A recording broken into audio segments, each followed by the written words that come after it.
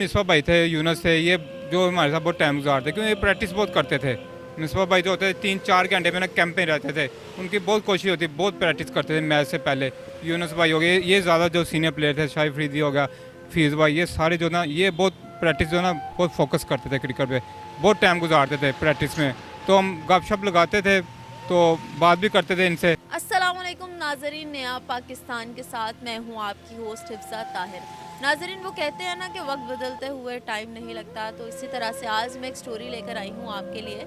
आज मेरे पास जो शख्स खड़े हैं उनका नाम है नदीम, और पिछले 6 साल का अरसा इन्होंने गुजारा पाकिस्तान टीम के साथ। दुबई, अबू धाबी, इंग्लैंड और न जाने कितने ममालिक में ये पाकिस्तानी टीम के साथ एज ए सिक्योरिटी इंचार्ज गए।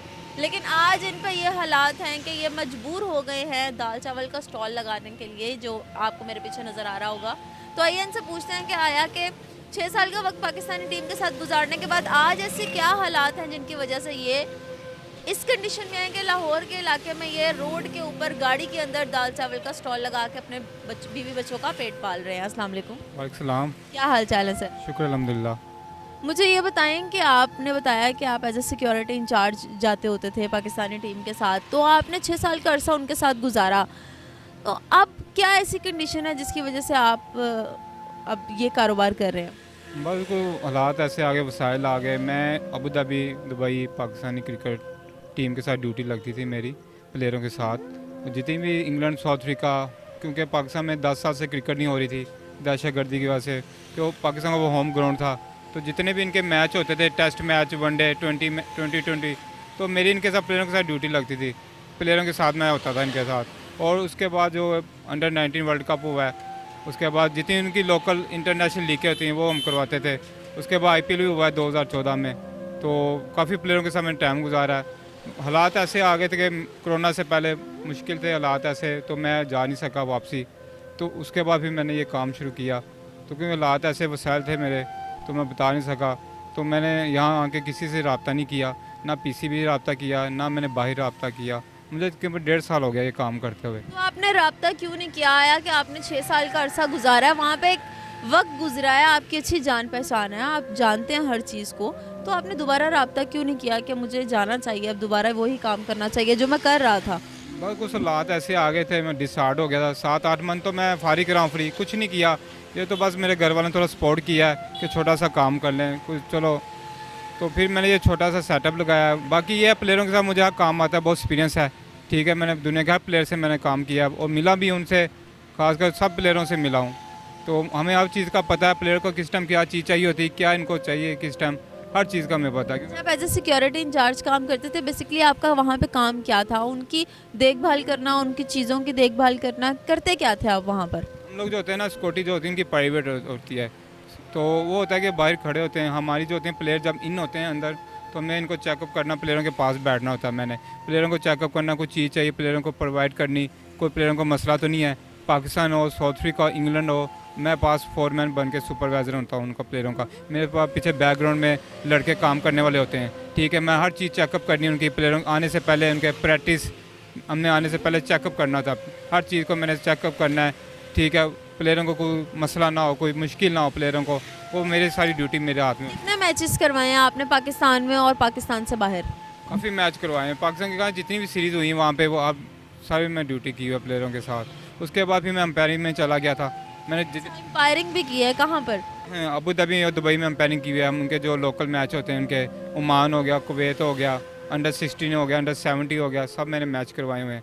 एम्बरेट पैलेस गया हूँ, 7 स्टार, जितने भी उनके होटल हैं मैं सब में अंपायरिंग की हुई है।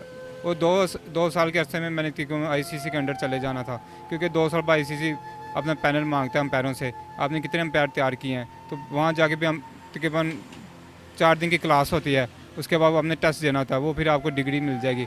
उससे आप इंग्लैंड, ऑस्ट्रेलिया अप्लाई कर देंगे अंपायरिंग के लिए। वो भी मेरा डिग्री मेरे हाथ से चली गई।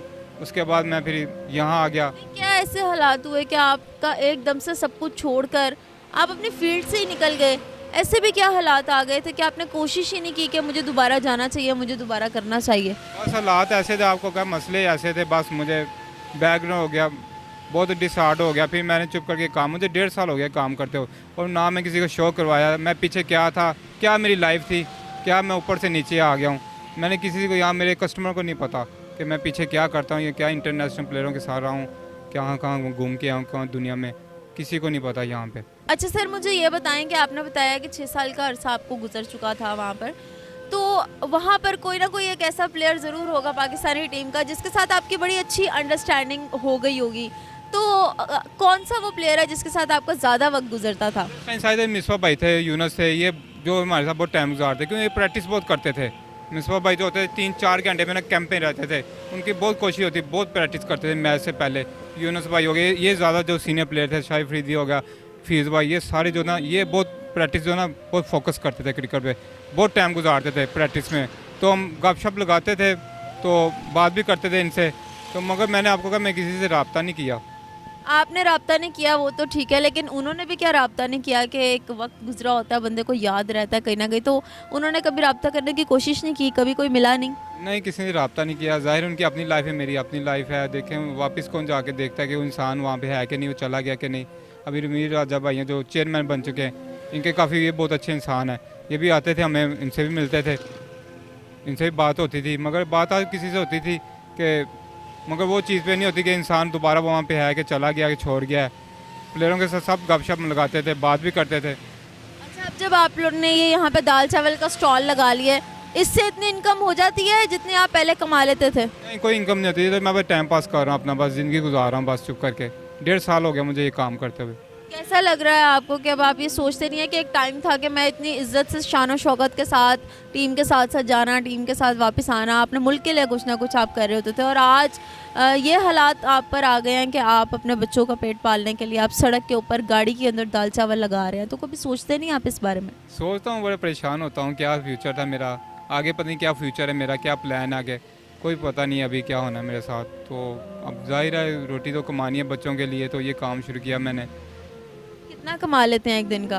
बस गुजारे हो रहा है बस, आपके सामने ही है कि मेरी इतनी इन्वेस्टमेंट नहीं है, जितनी इन्वेस्टमेंट थी वो मैं घर भेज देता था। जाहिर घर का काम भी मेरे पे ही सारा था, जिम्मेदारियाँ, तो वो जो ना मैं सिस्टम में जमा नहीं कर सका जो ना। अच्छा, कुछ बचाया नहीं आपने? कौन बनाता है आपका ये खाना वगैरह जो आप ला के, और रोज़ आप यहीं पे खड़े होते हैं या किसी और भी जगह जाते हैं? हम लोग यहाँ पे खड़े थे, हम लोग 10 बजे आ जाते हैं, सुबह 5 बजे तक होते हैं यहाँ पे, और ये मेरा खाना खाना जो है सारा मिसी बनाती है मेरी। अच्छा, एक दिन में जितना भी खाना आप लेकर आते हैं वो सारा सेल हो जाता है या कभी कुछ बच के भी घर जाता है? सब कुछ सेल हो जाता है, सब कुछ बिक जाता है। सब कुछ सेल हो जाता है, इतना मज़े का है। आगे का आपका क्या प्लान है, और आप क्या पीसीबी को क्या मैसेज देना चाहेंगे इस हवाले से कि कुछ आप पे नज़रसानी हो जाए उनकी? मैं यही कहूँगा कि अभी 2 बार PSL भी हो चुका है लाहौर में, मैं फिर भी नहीं गया। मुझे 1.5 साल हो गया, मैं PSL भी हुआ है, लीक हुई, हमारी बहुत बड़ी लीक है, ये नई स्टार्ट किया, मैं वहाँ पे भी नहीं गया, मुझे जाना चाहिए था। आगे मैं ये गुजारिश है कि पंचायत जितने मालिक हैं जो कि मेरे से रब्ता करें, मेरा काम देखें, मैं काम कर सकता हूँ, मुझे प्लेयरों के साथ मैं पूरा मैच भी कंट्रोल कर सकता हूँ, क्योंकि हम इंटरनेशनल मैच होता है पूरा हाथ हमारे होता था, हमें पता है जब मैच हो रहा था लाइव, तो हमें पता होता है कहाँ का क्या काम करना है, क्या क्या करना है, हमें सब पता है। तो मैं ये गुजारिश PCB मुझे थोड़ा चांस दें। जी सर, तो बड़ा अच्छा लगा आपसे बातचीत करके।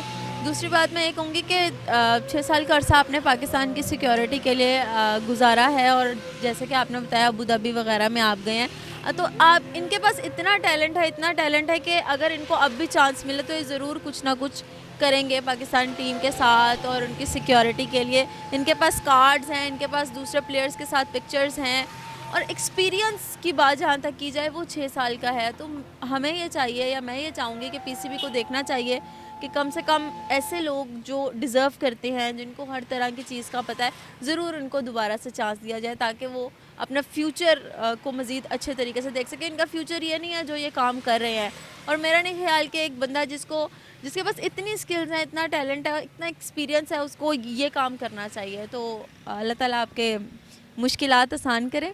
हम फिर हाजिर होंगे एक नए प्रोग्राम के साथ। फ़िलहाल के लिए मुझे दीजिए इजाज़त। अल्लाह हाफ़िज़।